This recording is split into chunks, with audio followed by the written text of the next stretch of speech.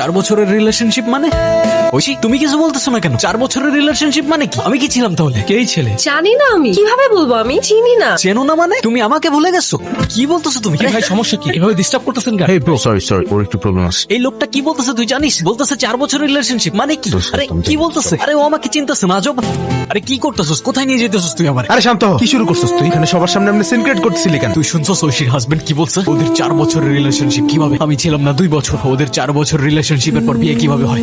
প্রত্যেকটা দিন নিজেকে দোষ দিয়ে গেছি আমি, যে ওই দিন ওর সাথে আমি পালাই গেলে আমার জন্য ওর লাইফটা নষ্ট হইতো না। সেদিন কিছু বলতে গিয়ে ওকে বলতে পারি নাই আমি। সুলতানের অ্যারেস্ট কোনো অ্যাক্সিডেন্ট ছিল না, সবকিছু প্রি প্ল্যান করা ছিল। কি হয়েছে? তোমার মন খারাপ কেন? এমনি ভাইয়া। তুমি আবার আমাকে ভাইয়া বললে, এবার কিন্তু আমি মাইন্ড করছি। আরে না না, এমনি বলে ফেলছি। চিল, এবার বলো তোমার মন খারাপ কেন? সুলতান ছেলেটার জন্য খারাপ লাগছে। আমার যেটা পাওয়ার কথা ছিল সেটা কিন্তু আমি এখনো পেলাম না। যেহেতু কথা দিয়েছি অবশ্যই পাবে। ডোন্ট ওয়ারি ভাইয়া। আবার ভাইয়া? সরি আর বলবো না ভাইয়া, প্রমিস। সেদিন যখন ঐশীর মুখ থেকে কথাগুলো শুনছিলাম, নিজেকে বিশ্বাস করতেই কষ্ট হচ্ছিল। ভালো তো আমিও বাসতাম তোমাকে, কিন্তু তুমি তো ভুল মানুষকে ভালোবাসছো সুলতান।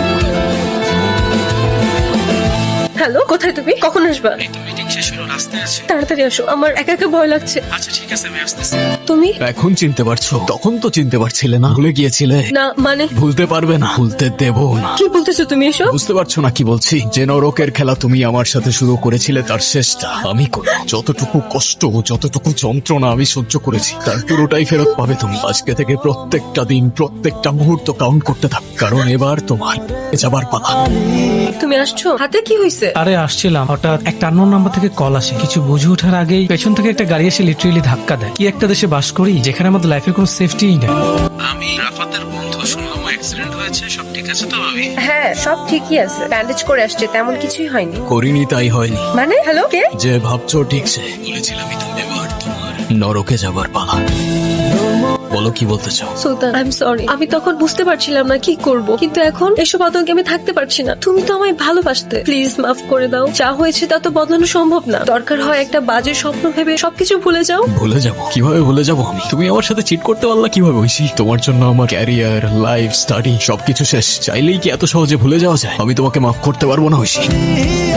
আমি জানতাম তুমি আজকে আমাকে জানতেই যখন তাহলে আসছো কেন? এটা দেখতে যে আমি যাকে এত ভালোবাসতাম সে আমার চোখের থেকে তাকিয়ে কিভাবে আমায় পারে। কেউ কিচ্ছু জানবে না। তুমি চলে যাও, আমার তোমার প্রতি আর কোনো অভিমান নাই। চলে যাও তুমি। তারপর তারপর আর কি? ছেলেটা মারা গেল, ঐশী চলে গেল, ব্যাস কাহিনী শেষ। কিছু একটা মিসিং মনে হচ্ছে। মিসিং? কি মিসিং? এন্ডিংটা কেমন যেন। রাইট, এন্ডিংটা ঠিক জমে নাই। কোনো সমস্যা নাই, আমার কাহিনী আমি চেঞ্জ করে দেবো।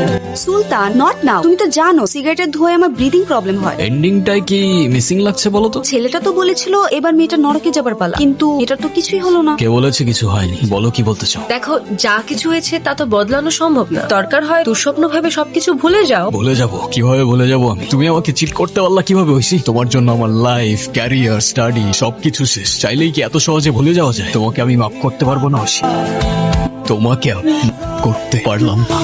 এটা কি হলো? ছেলেটা কিভাবে মেয়েটা ফেললো? ছেলেটা তো মেয়েটাকে ভালোবাসতো। তাহলে ছেলেটার কি করা উচিত ছিল? ক্ষমা করে দিয়ে আরেকটা সুযোগ দিয়ে সবকিছু নতুন করে শুরু করা উচিত ছিল। আমিও প্রথমে তাই ভেবেছিলাম, তারপর ভাবলাম শিরক তো সৃষ্টিকর্তাও মাফ করে না, আর আমি তো সামান্য ইনসান। আমি করি কি করে? মানে লজ্জা লাগে না আপনার? দুইটা করছেন, এবার আর বাঁচতে পারবেন না।